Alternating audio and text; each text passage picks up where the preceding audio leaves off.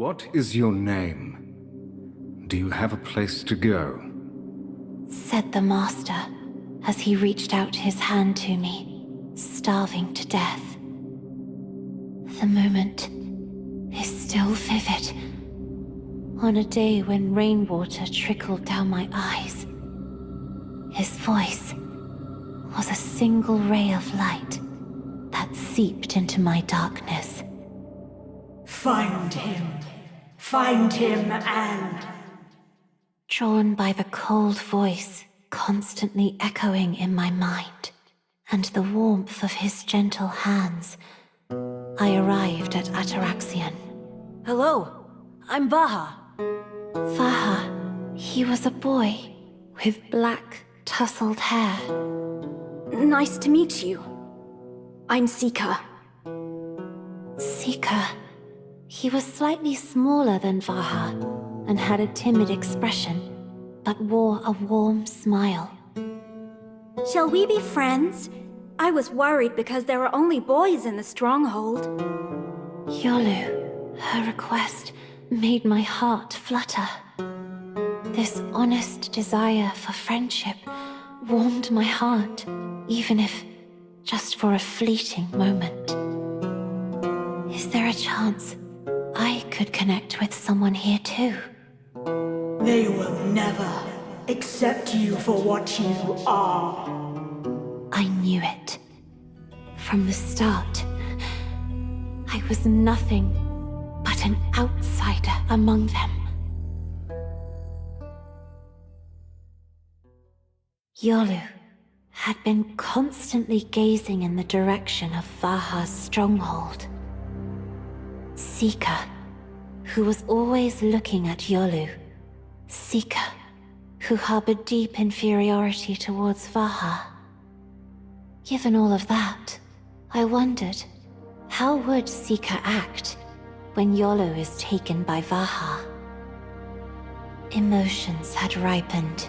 The time had come to sprout the seed planted by the goddess. My love, Vaha, with the goddess of darkness's permission, our paradise will be complete. On the day of the final battle, when the Master's prophecy came true, I never left my fortress. Because Ataraxion and our grand endeavor must end in failure. I knelt before the statue of the Dark Goddess and bowed my head in prayer. O Dark Goddess, ruler of my existence. O Mother, I humbly ask that you reveal your will in all that your servant has accomplished. I offer all in your name, waiting only for the day when the world you envision finally dawns. However, contrary to expectations, the fall of Ataraxion was brought about by people, not the Dark Invaders. The poor souls began to blame each other. Vaha doubted Sika, and Sika pointed his finger at me. I was filled with futility, so I remained silent, and soon Vaha began to defend me. Yolu then turned her blame towards Vaha. Then Sika also cornered Vaha. Vaha, who suddenly took on all the responsibility, desperately called my name, but I kept my mouth shut. Vaha looked at me and said in a dispirited voice, "What you truly loved was not me, but the Dark Goddess residing in your heart. Isn't that so?" Only at the end do you ask. After Talibre's door was destroyed, I awaited the death that would come for us all. Having fulfilled my mission, I hoped against hope the Dark Goddess would take my soul. However, Vaha, still resolute, found another way.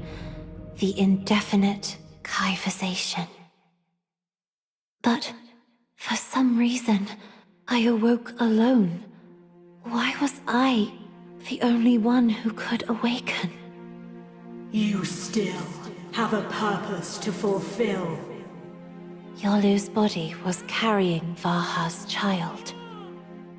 Thus, the child imbued with the power of the Dark Invader, Bree, was born.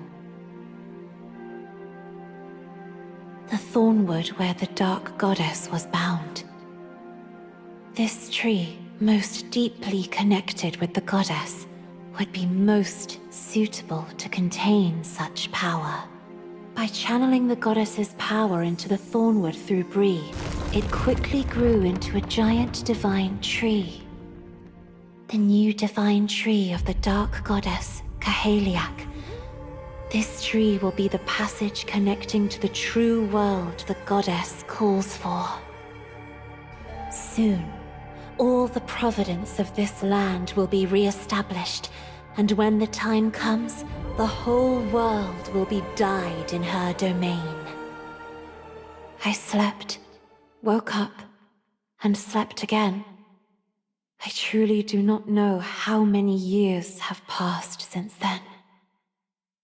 Then, one day, I noticed a change in the stronghold. The Master's Kive had disappeared. While I was at a loss, a woman appeared and spoke to me. Is it you? The one who left Kaheliak in Histria? Who are you? How do you have so many invaders in your body? Let's make a deal. I'll help you find your psyche. After that, you can do whatever you want. What? Who are you? And what do you want? My name is Elezra, a wanderer who wishes to return everything to its place.